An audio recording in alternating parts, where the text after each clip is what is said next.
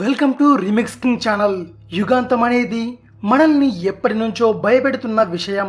తాజాగా యుగాంతం తప్పదు అని శాస్త్రవేత్తలు హెచ్చరిస్తున్నారు.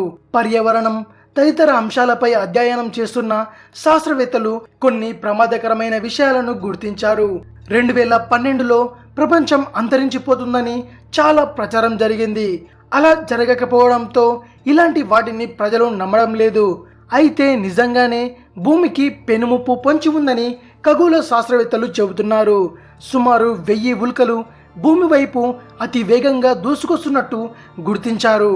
సుమారు గంటకు 60,000 మైళ్ళ వేగంతో భూమి వైపు దూసుకొస్తున్నాయి ఆస్ట్రాయిడ్లు.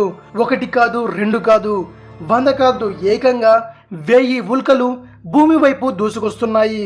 ఒకవేళ అవి భూమిని సమీపించే లోపు దిశ మారకపోతే మాత్రం వినాశనం తప్పక జరుగుతుందట. ప్రత్యేకించి 2009 ES అని పేరు పెట్టిన ఓ ఉల్కాభూతం అతి త్వరలోనే భూమిని ఢీకొట్టే ప్రమాదం ఉందని చెబుతున్నారు శాస్త్రవేత్తలు. ఇవి చైనాకు చెందిన ఖగోళ శాస్త్రవేత్తలు చేస్తున్న హెచ్చరికలు. 10 మైళ్ళ వెడల్పున్న ఈ ఆస్ట్రాయిడ్ భూమిని ఢీకొంటే ఏం జరుగుతుంది? 3 బిలియన్ అణుబాంబులకు సమానమైన విధ్వంసాన్ని ఇది సృష్టిస్తుందని వారి అంచనా. అంటే ఈ లెక్కన అది ఏ ప్రాంతంలో భూమిని ఢీకొంటుందో అక్కడ కొన్ని వేల మైళ్ళ ప్రాంతంలో జీవరాశి అంతరించిపోతుందన్నమాట. దీన్ని నాసా కూడా గుర్తించింది. ఈ సంస్థ వాటి మార్గాన్ని మళ్లించడానికి ఏం చేయాలనే ఆలోచనలో పడింది. దీనికోసం ఇతర దేశాల ఖగోళ శాస్త్రవేత్తల సలహాలను కూడా అడుగుతోందని సమాచారం.